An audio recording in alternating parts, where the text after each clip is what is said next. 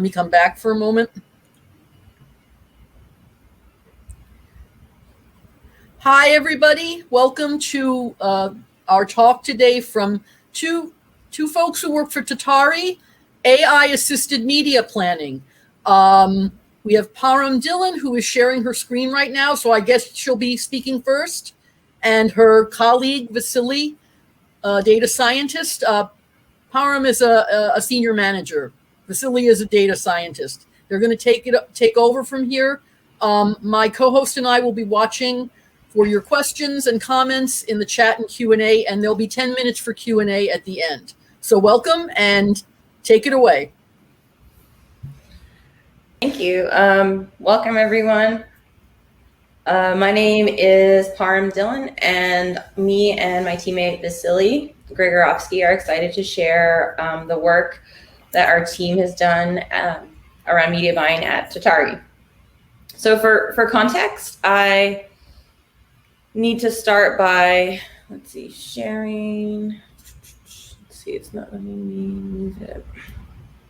One sec. All right, got it. So Tatari, which is where we work, I want to give you some context for our work, is a data and analytics company that focuses on buying and measuring ads across TV, so both linear and streaming.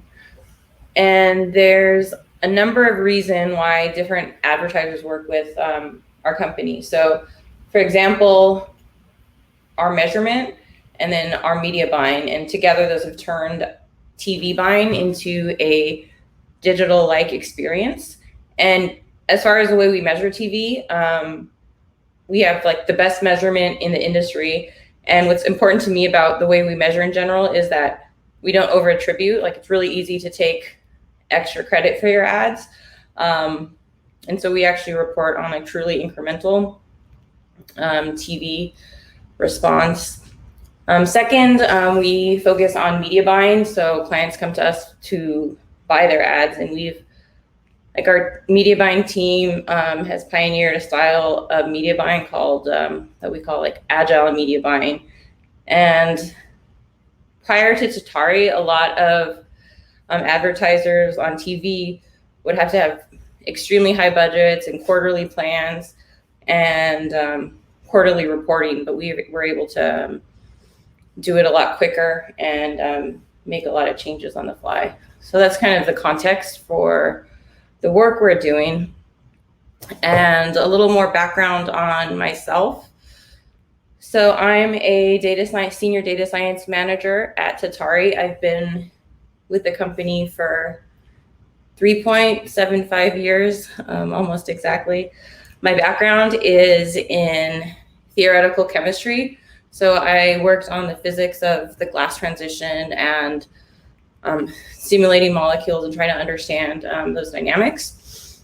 And then I took those skills to work on modeling at a small startup at the time called TrueCar. And that was kind of how I translated those skills over. For anyone who's interested, I think a lot of data scientists have a cool science background. So I'm from a town in Southern California called Corona. I live in LA, and my favorite TV show, which we always like to share at our company, is actually a kid show called Eleanor Wonders Why.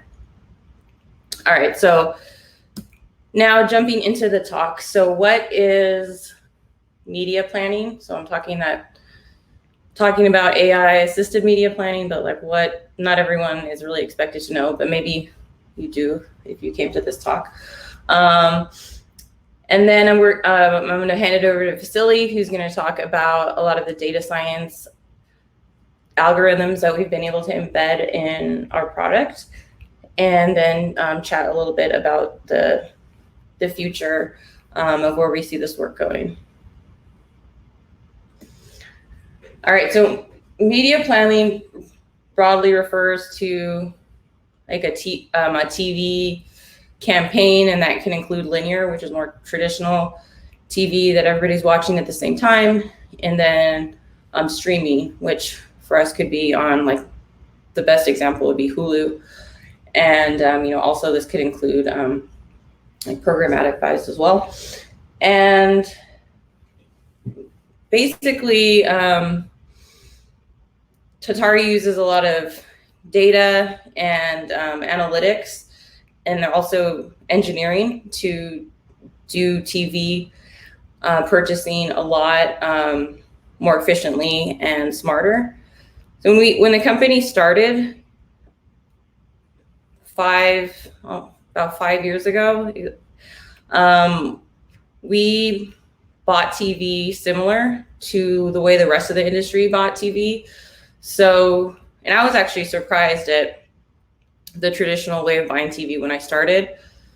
So traditionally you have a media buyer who's representing the advertiser, who talks directly to a network rep. So that would be someone at, say, like at the desk at CNN placing those ads.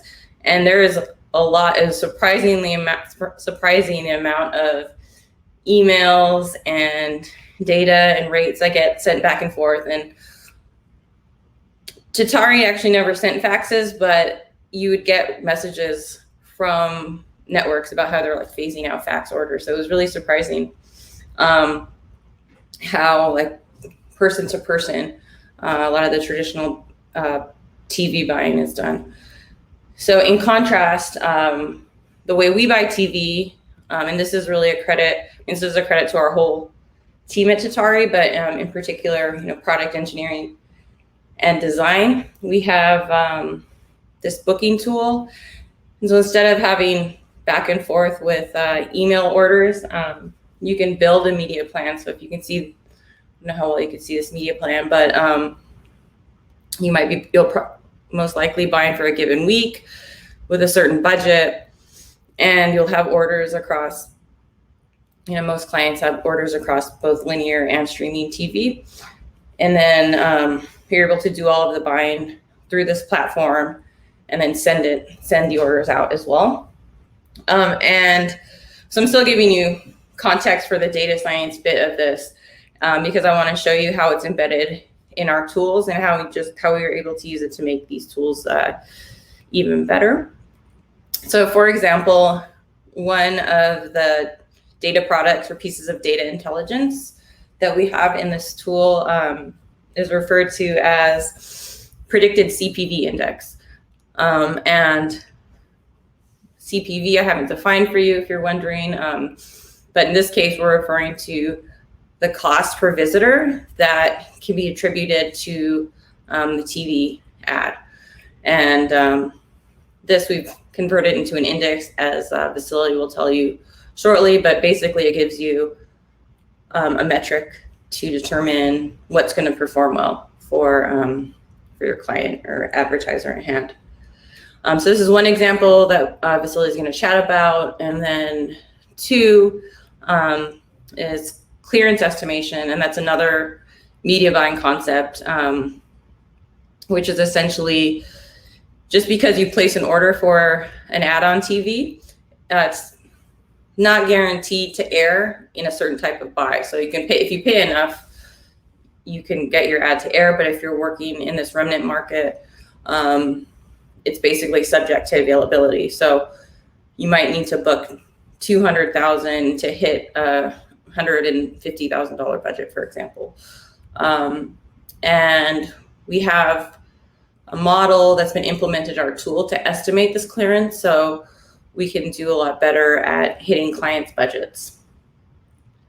So that's the overview, and then now I'm going to hand it off to my teammate Vasily, who's going to be chatting a little more about the algorithms. Thanks. Thanks, Param. Hello, everyone. I'm Vasily. While I currently live in Toronto, Canada, I'm originally from the lovely city of St. Petersburg, Russia, which is not to be confused with, I'm sure, an equally lovely city of St. Petersburg, Florida. And my background is in biomedical engineering, focusing on early detection of epilepsy complications. I've previously worked in a financial derivatives company on data analysis. However, now I'm a data scientist with Tatari. I have been with the company for around 10 months. Next slide, Param. Got it. And we'll talk a little bit more about the tools and algorithms we use to improve media buying process for our clients. Next.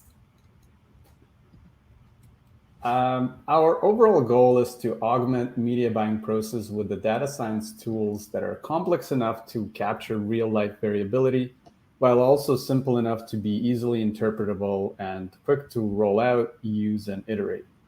While we have a number of algorithmic approaches to deliver in-depth analytics to our clients, such as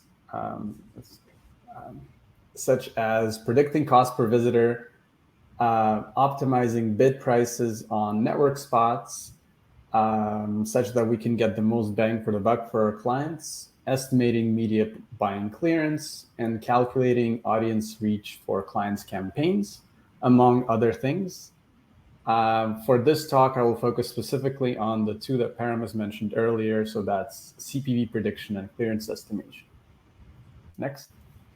For CPV prediction, we use a LightGBM model, which is a gradient boosting framework based on decision trees, which in our case uses around 50 to 100 features.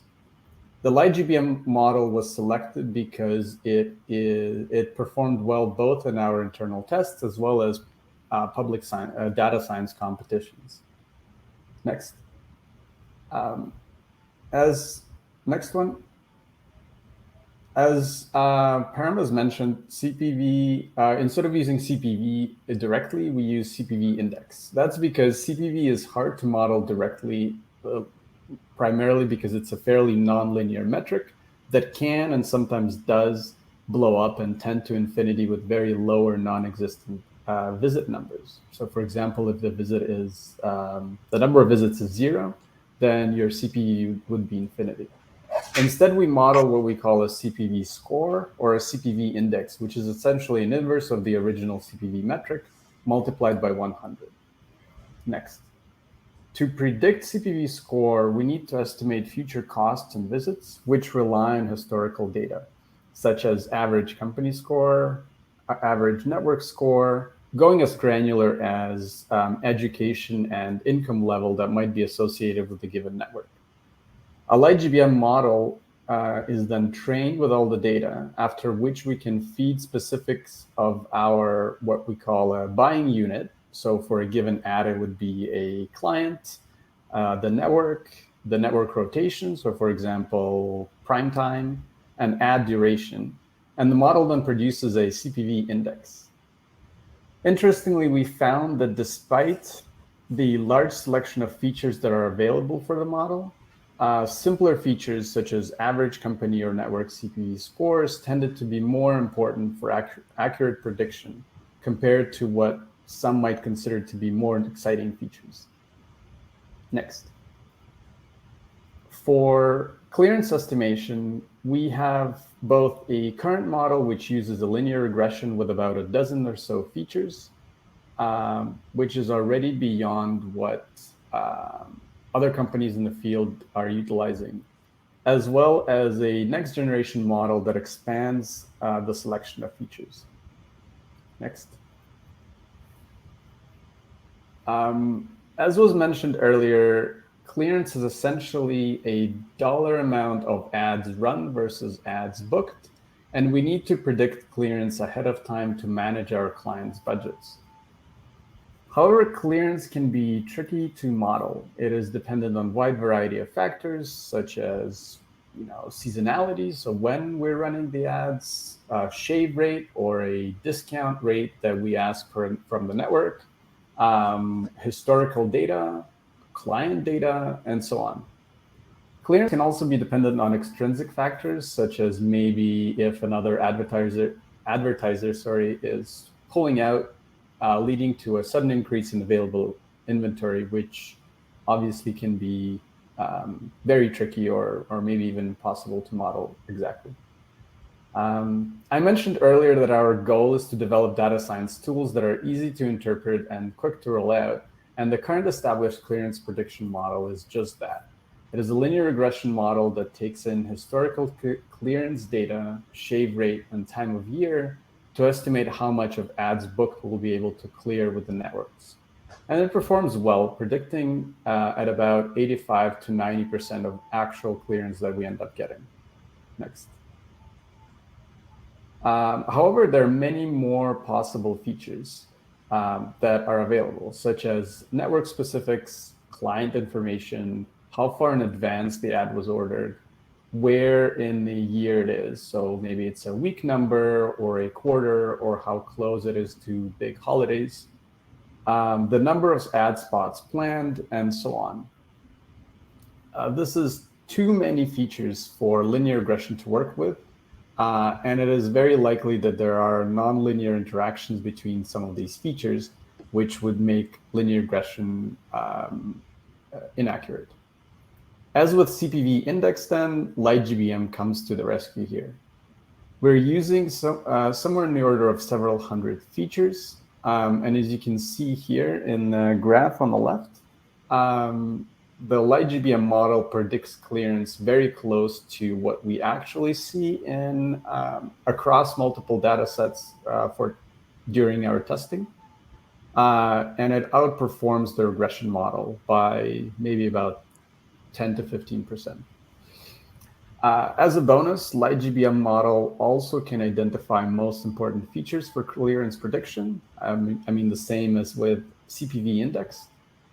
Which, interestingly enough, seemed to highlight that network and client information were more important compared to historical data, though with the caveat that this might change once we shift back into more precedented times.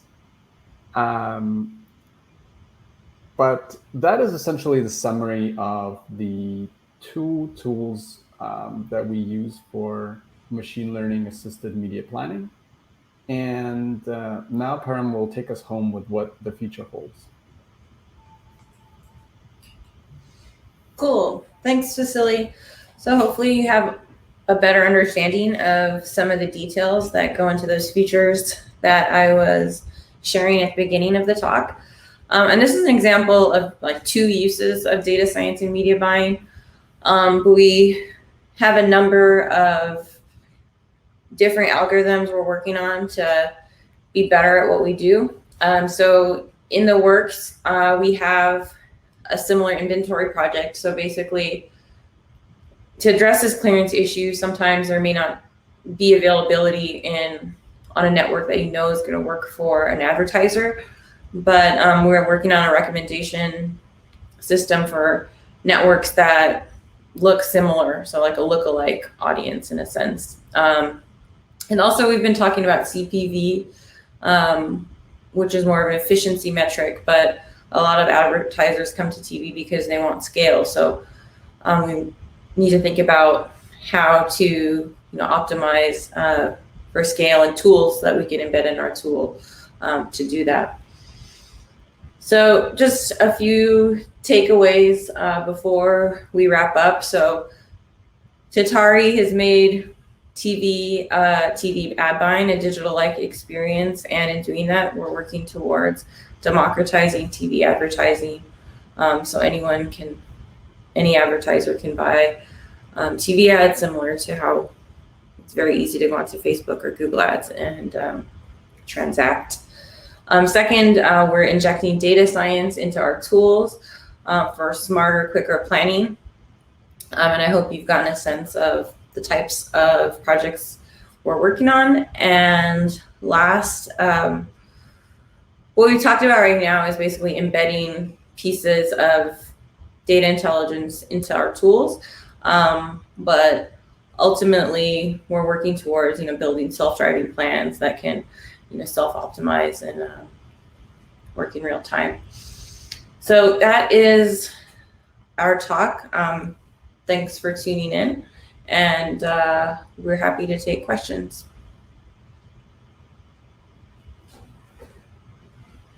I see there's one question in the Q&A. Now there's two, but I'll answer the first one. So the AI is filtering for the most important or impactful clearance variables. So it's not filtering per se, because it is the algorithm uses all the data that it is available. However, being able to identify most impactful clearance variables, as with any model, then allows it both to be more meaningful prediction, as well as to identify in which situations the model can be used reliably versus not so, right? Like if some of the variables might not be available, or if they are less reliable, if they're not as impactful, we can still use the LightGBM model, for example. Cool. And then the second question I see, we'll just go in order, from Nancy. So are there any plans to extend this to web advertising? As far as I know, we're focused on TV and being the best on, both linear and streaming TV. I don't know of any plans to go into web advertising measurement and transactions. And this other question from Cervantes Lee is, are you working as the media buying agent as well, or just as a professional analytical firm? We are working as the media buying agent as well. So as you can see on this slide, 60% of our headcount is in data science and engineering, and the other part of our team, are in operation roles, and that includes a media buying team that does, even though we have the tools now, there is still human-to-human contact is still important. So we have our buyers to use the analytics as well and then transact in the marketplace.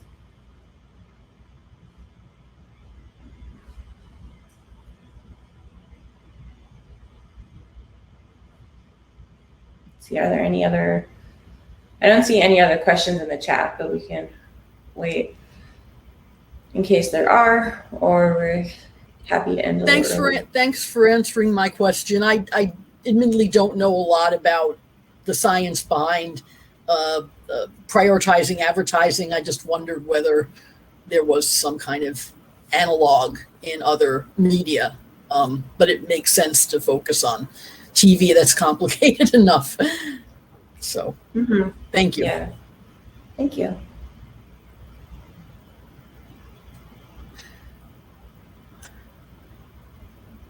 Robbie is going to put a feedback form into chat in a little bit.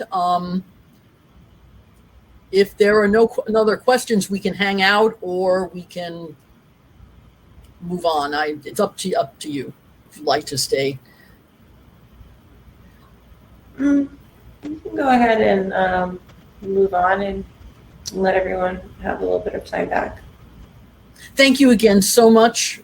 We very much appreciate your time and the information. And everybody out there, have a really great afternoon. Please look for the feedback form. And I hope to see Param and Vasily, later or next year. Thank you very much. Thank you. Thanks. Bye. Thanks.